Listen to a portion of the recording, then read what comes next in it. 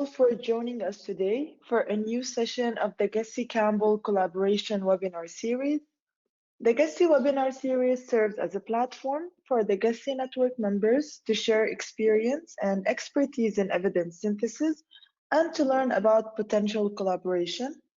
My name is Zahra Said. I'm the coordinator of the Secretariat, and I will be moderating the session today. So before we begin, and if you are using the GoToWebinar for the first time, as you might have noticed, you are automatically muted. So if you would like to address any comment or ask any question to our presenter, please use the tab on the right to type in your question. And if you would like to comment or address the presenter directly, you can use the raise your hand button and we can unmute you. So today's session is about evidence and gap maps and innovations in mapping. And our presenter who is with us today is Ashrita Saran. Ashrita is working as an evidence synthesis specialist with Campbell Collaboration. She is an epidemiologist by background and is professionally trained in systematic reviews and information science. At Campbell, she has led the development of Campbell discussion paper on evidence and gap maps that compare methodology of evidence mapping by different organizations. She is involved in conducting in-house evidence synthesis at Campbell. She is also the lead author and co-author for various published and ongoing Campbell evidence and gap maps on a range of topics including child welfare, violence against children, homelessness, and ongoing systematic reviews on disability. She is also the Evidence Gap Map editor of International Development Coordinating Group at Campbell Collaboration. She has over 6 years of experience in public health research and management. Her research areas of interest include disability, women empowerment, education, and child welfare. Thank you, Ashrita, for being with us today.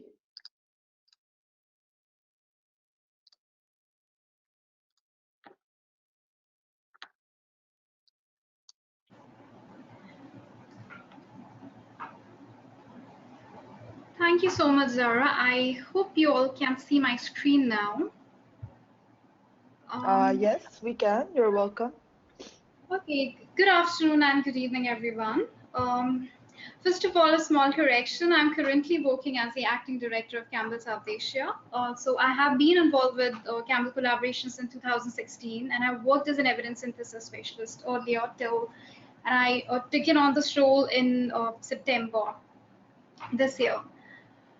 So this session, as Zara rightly pointed, would be about evidence and gap maps. And I'm sure most of you agree that research is an integral part of decision making. But before that, there are a lot of questions that need to be answered, like how much evidence is out there for a particular sector that we are looking to develop decision making process on, or what is the methodological quality in that particular research that is available, where exactly are the gaps in research, both in terms of evidence synthesis and both in terms of impact evaluations.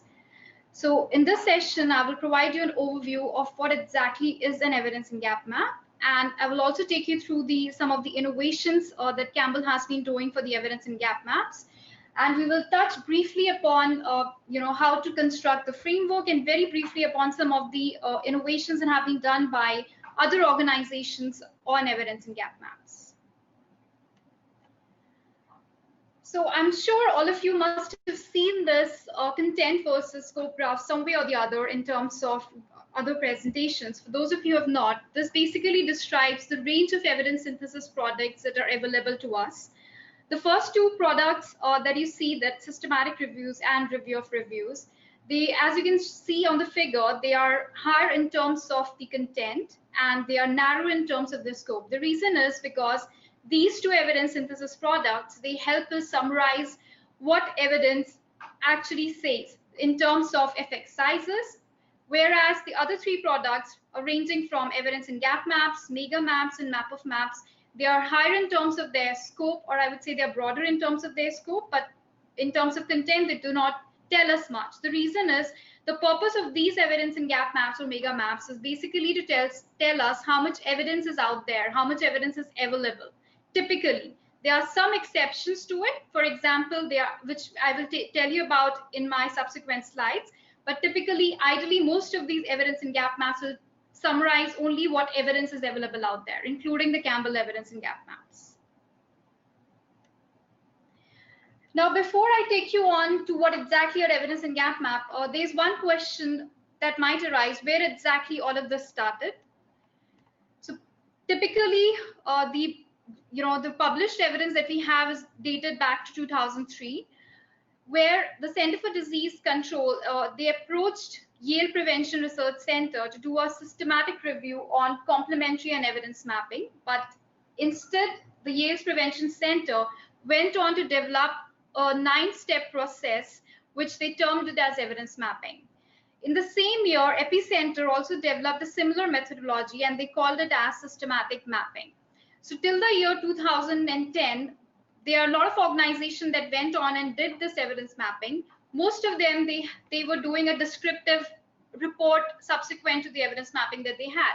But the major breakthrough in terms of visualizing the evidence and gap map came in the year 2010, where the International Initiative for Impact Evaluation, they developed their first evidence gap map on health and nutritional impact of agricultural intervention. Also, in the year 2012, another organization called Epistemologist Foundation, they launched their evidence mapping technique, where the most important thing about this is that they have more than 250 collaborators, and it's a multilingual, evidence mapping platform. And they mostly deal with health-related systematic reviews and other health-related systematic evidence projects. It's a very good product in terms of going about and doing the searches. Also, in the year 2016, there's another organization called International Rescue Committee that adapted the 3I methodology and went on to develop a similar evidence and gap map.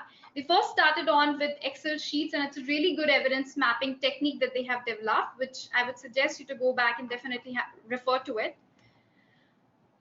From 2017 onwards, Campbell Collaboration has been an active member in developing evidence and gap map, and we have went on to do a lot of innovations in terms of mapping. So when I say innovation, it's basically in terms of type of research questions that you can take up for doing evidence and gap maps, as well as the type of study design that you can include to do an evidence and gap map.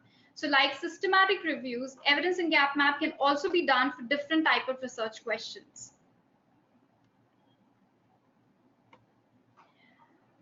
Coming upon to what exactly are evidence and gap maps. They are basically, like I mentioned earlier, they are systematic evidence products. You can see my screen. I'm going to just drag it down.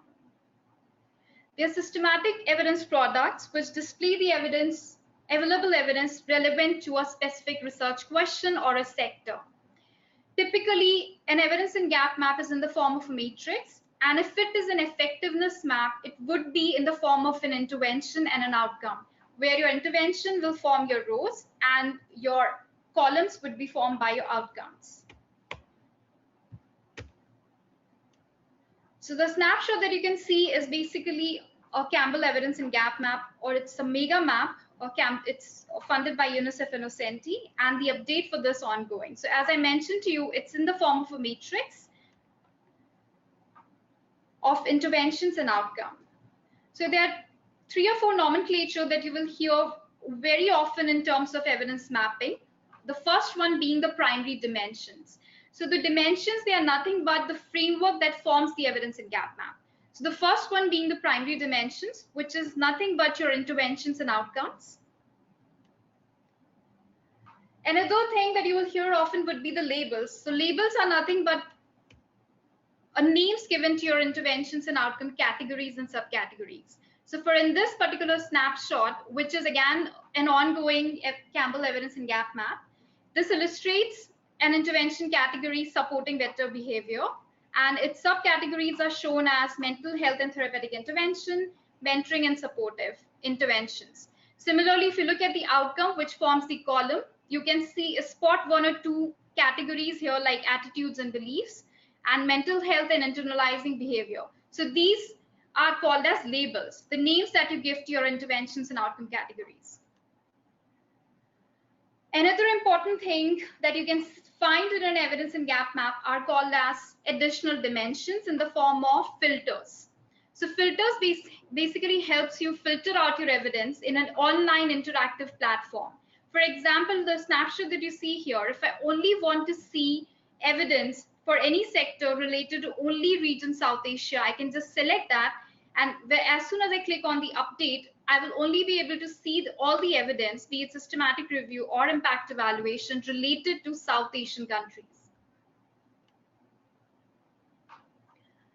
There is another important thing called as aggregate map, which is nothing but a map that only shows data by category level for rows and columns rather than by subcategory levels. So for example, typically in an evidence and gap map, when you form the framework, you will have an intervention category, but you will also have an intervention subcategory subsequent to it. We will learn about this when I'll talk about the framework concentration, but this is how an evidence and gap map will look like.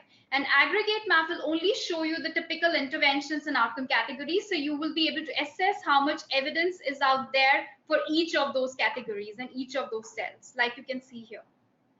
It's again an evidence and gap map by Campbell on violence against children. So as soon as you click or drag open that intervention category, you would be able to see that different categories.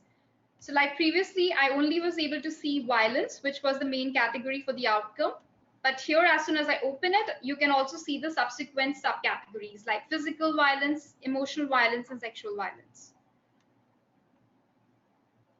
Now let's talk about the bubbles that you see. They provide you two informations. Either they will tell you the type of evidence that is out there in that map. For example, if we have not critically appraised the literature, and in our map we are including systematic reviews, impact evaluations, and process evaluation, the different colors of the bubble will tell you the type of evidence that is out there in that particular bubble. The second thing, if you're doing the critical appraisal is nothing but assessing the methodological, quality for any given systematic review or an impact evaluation. Typically, if you grade the quality of a systematic review, you would have a traffic signal color. Like, for example, the red will denote it's a very low quality systematic review. The orange color will denote that it's a medium quality systematic review, whereas the green color will denote it's a high quality systematic review. So if that is the color coding, it will tell you that the quality of the systematic review. If you are not doing the critical appraisal in your evidence and gap map, then it will show you the type of evidence that is out there. Either it's a primary study or it's a systematic review. And the snapshot that you're seeing here, it's actually showing you the quality for the different study designs here. Also, the bubble size will tell you the volume of evidence out there. So the different larger size bubbles that you're seeing on the screen right now shows that you have larger evidence in those areas, whereas the smaller bubble tell you that you have less evidence in those areas. As soon as you hover over a bubble, or you would be able to see the number of studies that have been coded for that particular cell, for that intersection of interventions and outcome. So like you can see on the screen right now, we have around 10 high impact evaluation, high confidence impact evaluation, 51 low impact evaluations. As soon as you click on this, you would be able to go back and get the list of studies for that particular cell as well. So for example, in this particular cell, there were 72 records. Now, if you click on the record, you would be able to read the user summaries for that records. These user summaries are created by the authors of the EGM, and it tells you the key bits about what the systematic review or what the impact evaluation actually did, if in case these reviews are paid reviews. Also, along with the user summaries, each of these will provide you the URLs to the original source of the study, so you can go back and actually read the studies if it is a free access. But if it's a paid one, then at least you will have your summaries, which will provide you the complete information. Now, the typical representation that I showed you for the effectiveness map was interventions and outcome, but these effectiveness map can also be seen as the different representations. For example, if I want to see the intersection of intervention to the region, those kinds of representation are also possible for an evidence and gap map, like the snapshot that you can see here. So the kind of analysis that you can identify from this is that you can see the concentration of the bubbles in the area of South Asia and Sub-Saharan Africa, whereas there's less amount of evidence in the other areas. Like I mentioned, this is showing evidence concentration in South Asian and Sub-Saharan African countries. For this section of the map, there might be other areas of this map which I'm not able to show you, but for this section, this is what I'm able to get. Now you have seen for the effectiveness map the different frameworks that I have showed you of interventions and outcome. Now, how do you actually get to these frameworks? Like I mentioned, an EGM framework will show you primary dimensions and have your secondary dimensions. So EGM framework typically consists of the primary dimensions of the map, which is your rows and columns. So there are some principles of developing the framework. These frameworks are nothing but they actually develop on your PICOs. So for example, you have a research topic. Based on that, you will identify your PICOs. PICOs are nothing but who will be the population, which will be your which intervention you're trying to study, what will be your comparison group, and what outcomes are you trying to study. As soon as you have your PICO element, based on that, you have to start developing your framework. So these framework, there are 3 or 4 principles based on which we develop this framework. For example, if there's a widely accepted international typology for interventions and outcomes, then you can use this typology and you can develop the framework. For example, there is a Campbell evidence and gap map and it is published called as Disability Evidence and Gap Map, which was developed on the CBR matrix. CBR matrix is a very well-known and very widely used matrix for developing and improving the lives of people with disability. CBR is nothing but community-based rehabilitation matrix. So this particular map directly used the CBR matrix to form the framework. So the interventions and the outcome were developed using this framework. The subcategories may be adopted based on looking at the different consultations with the stakeholders or looking at the different funder documents. So this is one way in which you can develop the framework. The second way of developing a framework is, for example, you have a universal framework, but you might need to adapt that framework to fit certain intervention categories that are either not there or not very clearly defined. Such an example exists again. We did an evidence and gap map for violence against children. There is again a very universally used framework called as INSPIRE framework, which is basically the 7 strategies for ending violence against children. So they have 7 strategies already defined. For example, these strategies include interventions like parent and caregiver support. They had income and economic strengthening. So we use this framework, but we revise this framework to fit certain intervention which were either not there or not clearly defined in terms of trying to get all the studies into the evidence and gap map. So this is the second way in which you can come and define your framework. The third way in which you can develop your framework is sometimes you do not have universal framework like I showed you earlier. So in those cases, you might need to consult certain strategy document related to your topic. For example, if you're doing something on children, you should definitely go and look at the main international actors like UNICEF, who have done a lot of work in those areas. You should definitely go back and look at the strategy documents. And also, if you have a funded map or if you have a funding for those maps, you should go back and look at the funder documents to come up with certain interventions and outcome categories. An example of such map is the Child Welfare Megamap, which I will show you in subsequent slides. For this map, we did not have a framework as such, but we did have a funded document, and we had UNICEF strategic 2018-2021 goals for them. Basically they have a set of 5 goals. I'm sure most of you would be aware of it. So these set of 5 goals, and we looked at their document, and the entire framework was based on these 5 strategic goals. So here what we did was we actually went back and looked at the funder documents and also the partner organization to UNICEF to identify the interventions and outcome categories.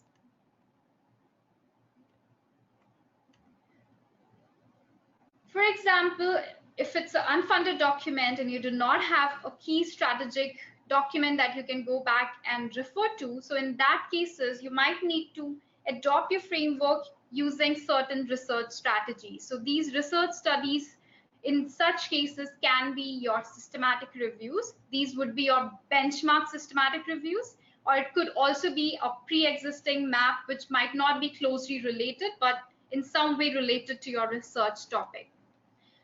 An example of such a map exists in Campbell Collaboration. It's not published yet, but it was on homelessness, where we did not have any such framework per se. So the framework was mainly developed using the research strategies, and the main thing that actually shaped the framework was a lot of stakeholder consultation and experts review were done to shape the entire framework for that particular map.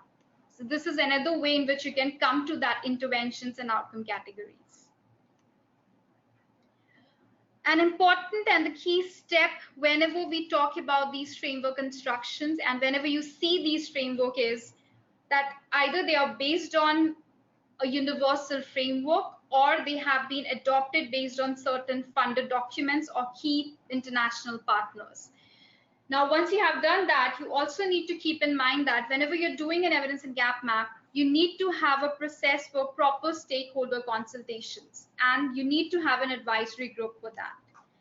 Typically, whenever you see an evidence and gap map, specifically the Campbell and evidence gap map, and it's also advisable that the categories for intervention should be fully comprehensive and shouldn't. So any systematic reviews or any impact evaluation that you identify from your search should be able to fit into your framework. That makes it comprehensive. So you might need to do a lot of piloting to come to the final framework, but that's the key for it. Also, it is advisable not to have more than 4 to 5 interventions and outcome categories once you're developing your frameworks.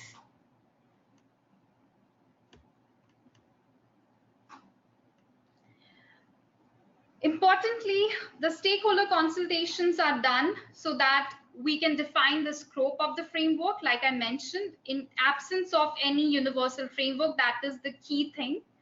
They also need it so that we can engage them in terms of piloting. They're also needed in terms of identifying the various sources through which these organizational searches will be made.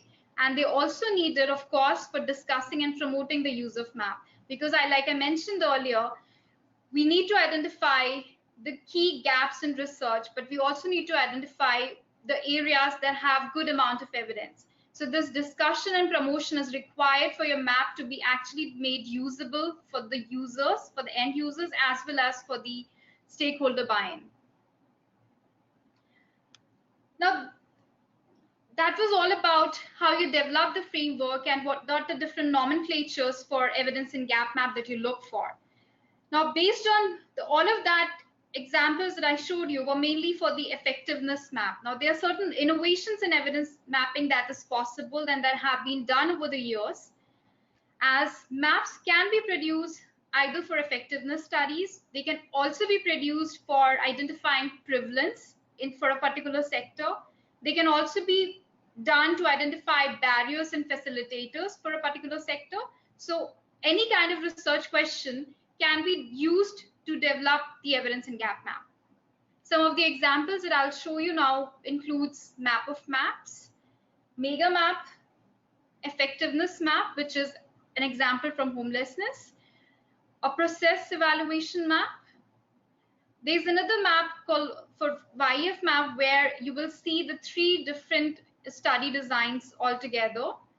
And then there are country maps, and there's also something called as Imana EGM, which was basically an innovation in terms of this map included methods and metrics instead of having a typical outcome and intervention layout. Looking at the example for map of maps, so now the term itself says that it includes only evidence and gap maps. So it's a very, very broad in scope, and it includes only evidence and gap maps. So when you hear the terminology map of maps, it means that it's not going to include systematic reviews or impact evaluation. It is meant to include and show only the evidence and gap maps in that particular area. So the snapshot that you're seeing here is basically from a 3IE map for international development, and this particular map identified 55 completed and 18 ongoing evidence and gap maps.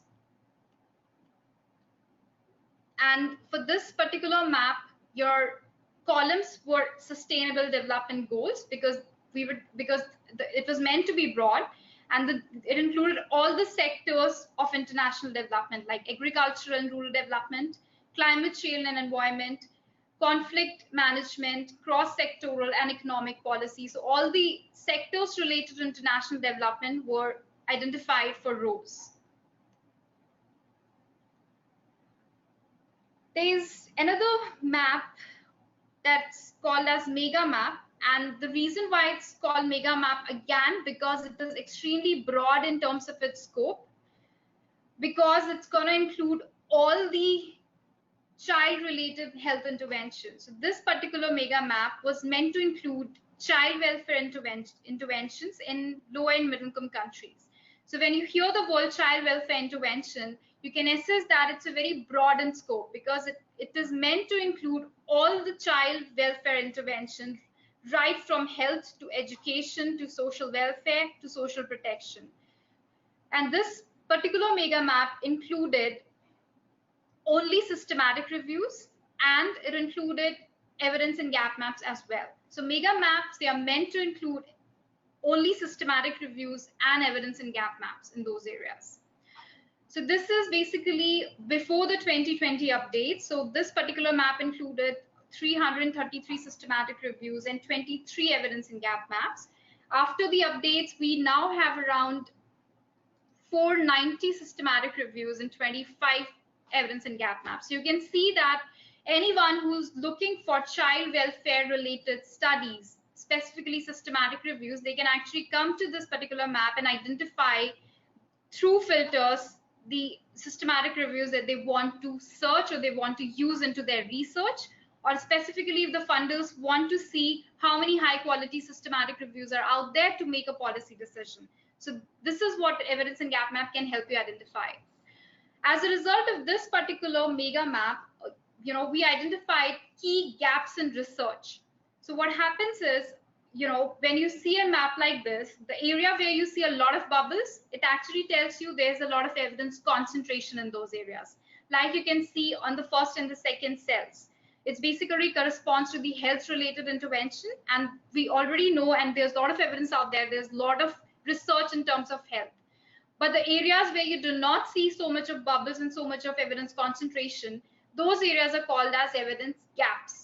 Either they're absolute gaps if you're also including impact evaluation, or they're gaps in terms of evidence synthesis. So this particular map highlighted some key areas where we did not have evidence, we did not have good amount of evidence synthesis. And one of them was social welfare, social work and welfare. And as a result of it, UNICEF went on to fund one more evidence and gap map in the area, which was called as violence against children. So as a result of generating these maps, you help identify the gaps as well as you help identify the area which are rich in evidence, like you can see on the screen. Okay, so next bit is the typical map, which I showed you earlier as well, is the effectiveness map. So this effectiveness map will have a typical intervention and outcome framework where this particular snapshot that you see right now is from the homelessness effectiveness map. And this map is again a broad in scope, of course, but is not as broad as the two which you saw earlier. But still, if you see homelessness, there are a lot of interventions in homelessness out there. So it is broader in scope, and it covers around 341 impact evaluation and 44 systematic reviews, and this is from the update. The different bubbles that you see here, and this was the first map where we also started doing the critical appraisal for impact evaluations. So ideally, in the Megamap, what you see was we were critically appraising systematic reviews, and there are a lot of organizations like 3i that typically does critically appraise systematic reviews only in their evidence and gap map. But from homelessness effectiveness map, we also started critically appraising impact evaluation to assess their methodological confidence we can have in the findings. And the different bubbles that you see here, it's not very clearly seen because we did not find much evidence in this particular section. But the yellow colored bubble, if you can spot here, it shows that it's a medium quality impact evaluation, medium and high quality impact evaluation. So the different bubbles here corresponds to both the critical appraisal of systematic reviews as well as the impact evaluations.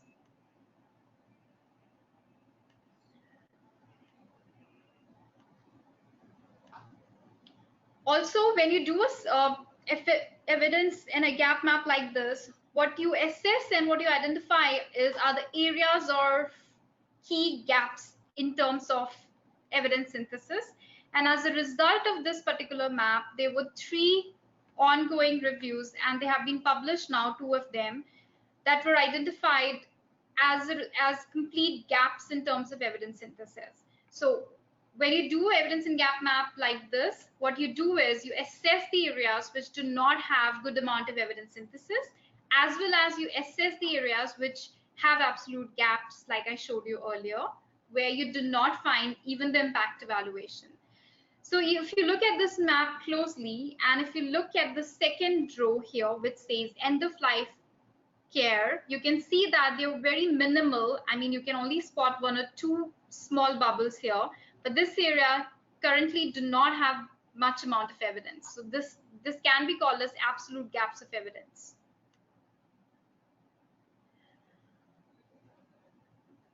Now looking at another different type of evidence in gap map, this is basically the process evaluation map. Again, it's the homelessness, it's for the homelessness map, and this was in high income countries, but this only included the process evaluation and help identify the studies which talk about the barriers and facilitators to taking up interventions for, homelessness welfare.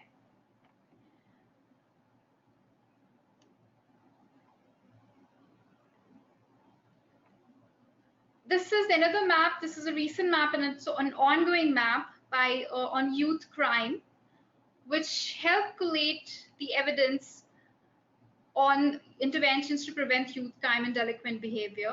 And this particular map includes impact evaluations, process evaluations, and systematic reviews as well. So the current, the different bubbles that you see here corresponds to each one of these study types. So this map, this is an ongoing map, but so far we have identified 445 impact evaluation, 153 process evaluation, and 60 systematic reviews for this particular sector of the map. I'm not sure if you're able to locate, but you can see that the red bubble is dominating all across, and this red bubble basically indicates that it's a low quality impact evaluation. There's another kind of innovation that can be done is in terms of country maps. So these country maps, what they do is they help collate all kinds of evaluation for that particular sector in the country. Like you can see in the Uganda country EGM, this helped us identify close to 353 process evaluation, 269 impact evaluation, and 21 formative evaluation, and also 24 outcome evaluation. So these kinds of maps are helpful for specifically for decision making within a country, because there are a lot of countries where these kinds of evaluation are not available into the public domain, and having a country map like this will help us in easy access of these impact evaluation and can also help identify the gaps where no evaluations have been made. So here the outcomes that you see corresponds to, it's basically based on a framework that Uganda country EGM uses. And these outcomes are as per the Sustainable Development Goals. So you can see there are a lot of, currently you can see the nutrition SDG or the sustainable agriculture SDG in this particular snapshot do not seem to have good amount of evidence. Also because this corresponds to the intersection of intervention called macroeconomic policies, which were anyways not so, concentrated with evidence. There are a lot of other, country EGMs that have been ongoing, including we have one on India country EGM as well that is currently ongoing there. And we did an initial map and where we identified 200 impact evaluation, because the role for that particular India country EGM was to only include impact evaluation and not to evaluate other kinds of evaluations. This is another map on basically to identify the innovative matrix, tool and methods in agriculture.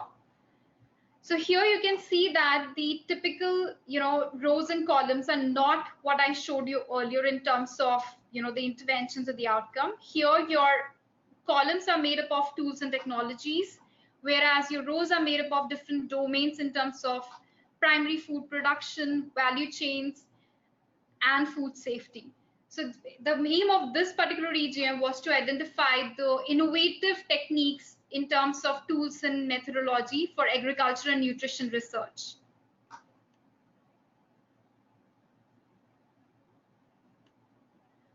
So these were the few innovations of few different research types that you can use to do your evidence and gap maps on currently. You can also do an evidence and gap map on prevalence research. Currently, I do not have an example to show you an evidence and gap map on prevalence, but prevalence evidence and gap map can also be done. So the key point or the key takeaway from these slides are evidence and gap map can be done for any type of research question, and it is not just restricted to the effectiveness type of maps. Now, let me quickly take you through the evidence and gap map examples from some other organization. 3I is well known, which is also known as International Initiative for Impact Evaluation. So if you land onto their website, there is a section which says Evidence Hub, and if you click on that, you can land onto their different evidence and gap maps. So the map I'm going to show you right now is the adolescents' sexual and reproductive health. They also have a typical, the interventions and outcome framework, like I showed you earlier. And they also have filters like Campbell maps. They have filters for like region, country, study design, population. The color coding for 3I evidence and gap map is basically, they only critically appraise the systematic reviews, like I mentioned earlier. And these systematic reviews quality rating are done using the traffic light signal. So if you see a red colored bubble anywhere, that shows that it's a low quality systematic review. And if you see the yellow, it means it's medium, and obviously it's a green, it says it's a high quality. The different gray colored bubbles that you can see on the screen right now, it corresponds to the impact evaluation. You might also spot somewhere the blue colored bubbles that corresponds to the ongoing studies. It could be systematic reviews or impact evaluations.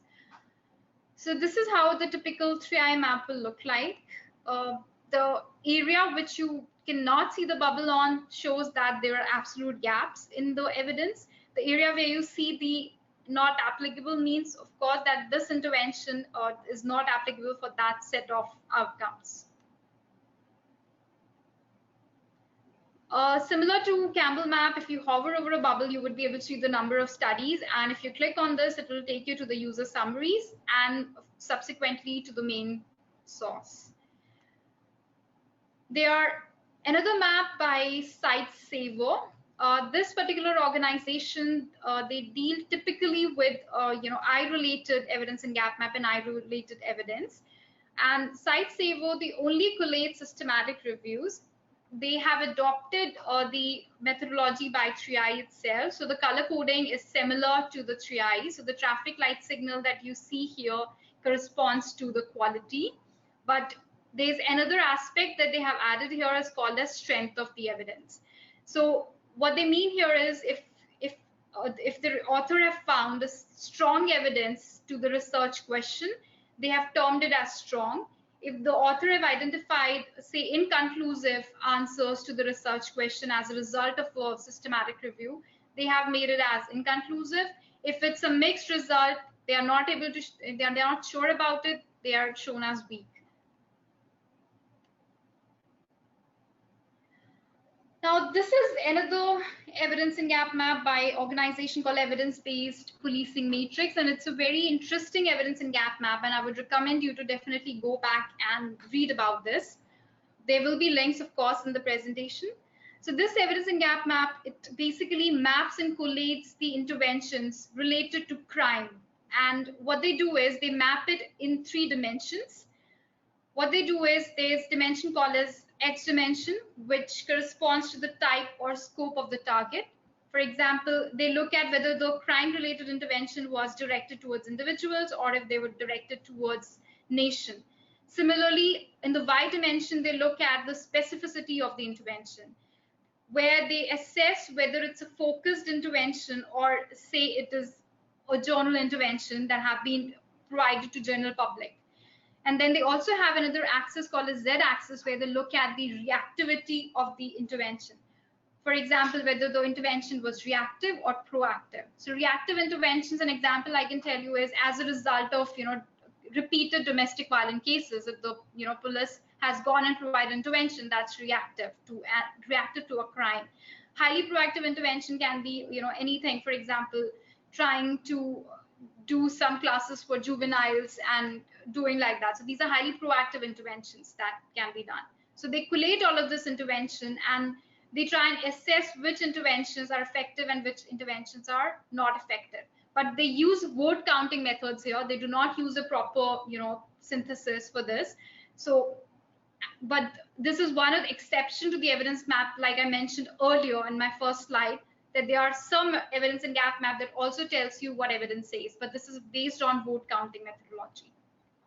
But it's a very interesting evidence and gap map, and I would recommend you to go back and have a look at it. There is another evidence and gap map by EvidenceBased synthesis program. It's basically a 5-dimensional evidence and gap map that they have developed. And the different dimensions talk about the literature size, the effect, as well as the different colored bubbles that you see here. They talk about the different health-related aspects here. You will find the link in the presentation, so you can definitely go back and refer these.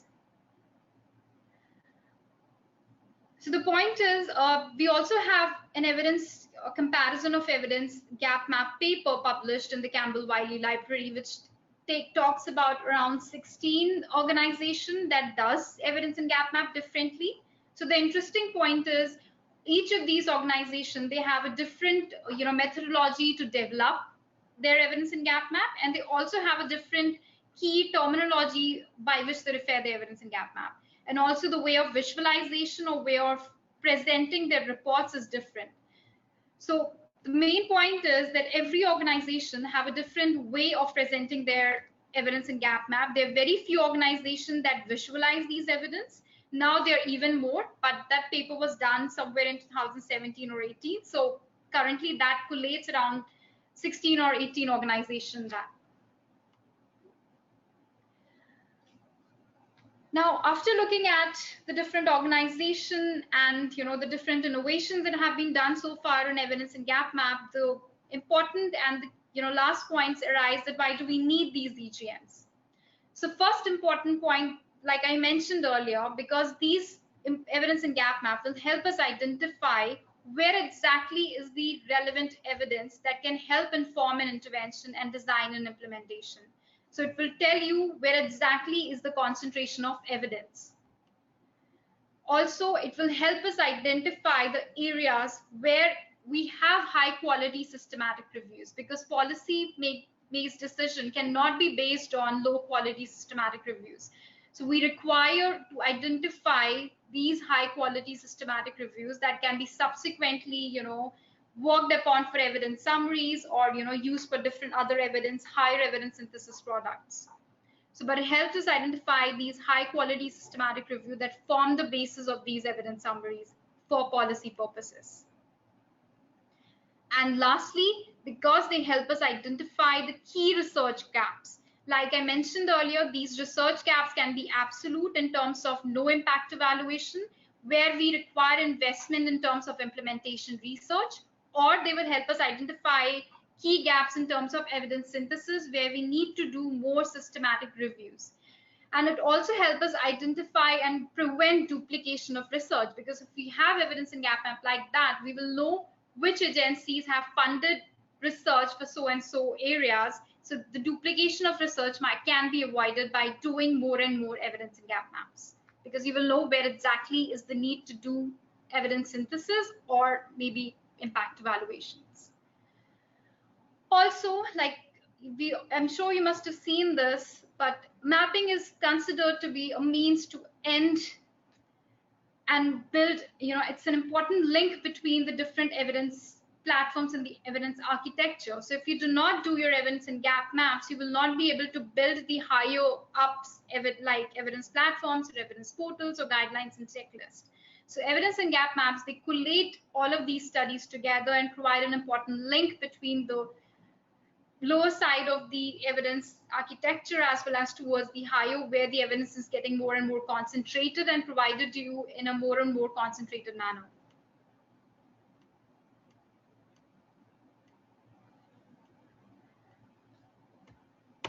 This I'm showing in the end because you need to keep this as a key takeaway, that evidence in gap map, they are highly systematic. They are highly as systematic as a systematic review. So they follow the same methodology. For example, if you're doing an evidence in gap map, you will need to have the same methodology like you do for systematic review. You will have your systematic search strategy, your criterias, your systematic code, all of them in place. The key takeaway that I wanted to mention here is that evidence in gap map are systematic evidence synthesis products. Some of the key takeaways, because I think I'm falling short of time here, that evidence in gap maps, they are interactive tool that helps make the evidence discoverable, and it also makes them accessible and usable. They can be applied to a range of research questions, and the relevant evidence or synthesis product that we will be including in those evidence in gap map will depend upon the research question that we have. If it's an effectiveness map, we will include impact evaluation. If it is a process evaluation map, we will include relevant evidence for that. And evidence and gap map are considered to be the building block in the evidence architecture. That is all from my side for today. Thank you, and I look forward to your questions. Thank you so much. Thank you so much for this very captivating session. It was definitely very interesting. So we can start by taking questions. You can either type in your question in the question tab, or you can use the raise your hand button and we can unmute you.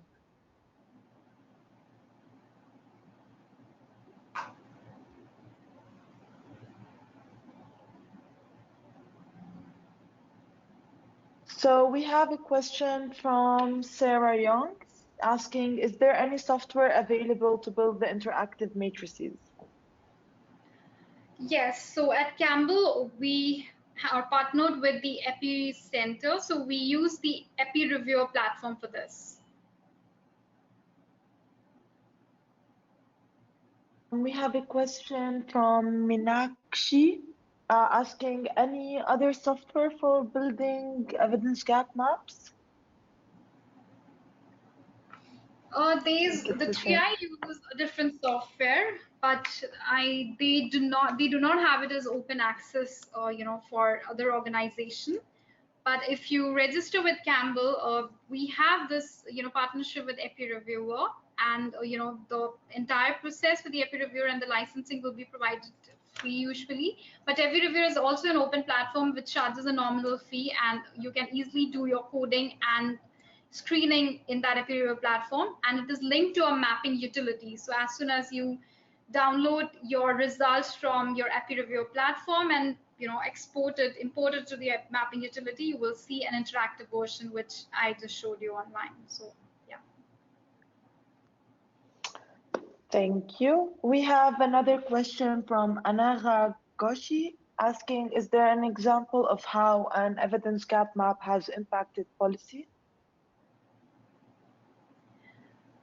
Okay, so there are two examples that I can show you that it's ongoing. The first thing is with the homelessness, the one which we developed currently. There are a lot of intake and a lot of discussions going on in terms of working towards the evidence portals. So as a result of developing that evidence and gap map for homelessness, which I showed you earlier, there have been a discussion and there have been an expert panel that sat to work on an evidence portal to use those entire list of studies that we have in the evidence gap map for policy decisions. So that's one bit. The second bit of it, it's not exactly a clear policy impact as of now, but as a next step of it is in the Uganda country EGM, when we developed, there was a discussion with the ministry in terms of trying to collate the areas of evidence with high concentration in terms of either providing collated summaries for those areas or trying to develop the areas with zero or with gaps to develop more evaluations in those areas. So there was a lot of discussion in terms of at the ministerial level, which is I think still ongoing, but these are the clear impacts that I can mention.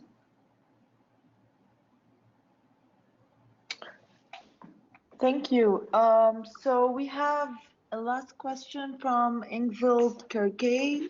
Do the maps usually have a method section where the user can see the search strategies and the inclusion criteria? Yes, of course. So all the maps, they come with subsequent reports. So as soon as a map is published, there's a link towards the reports as well. So you can go back and read the reports. That report is a full version, which will provide you all the search strategies that have been used, all the inclusion criteria, and it will also provide you all the analysis that have been done as a result of the included studies in that. So yes, it does provide all of that information. There are also for some maps, what we're trying to do is we are trying to have this very small version of methodology into the about section of the evidence and gap map as well. So if you go back and open the Campbell EGMs, there's an about section which will provide you link towards each of these full version of the methodology. So yes, you can easily access that.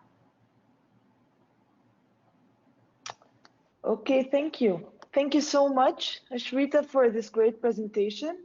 And as for the attendees who are with us today, just make sure to follow us for other sessions, for other Gussie webinar series.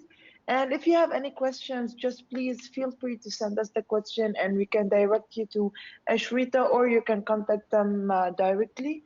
Thank you so much. And it was a pleasure having you today. Thank you so much. It was a pleasure. Goodbye, everyone. Thank you. Bye.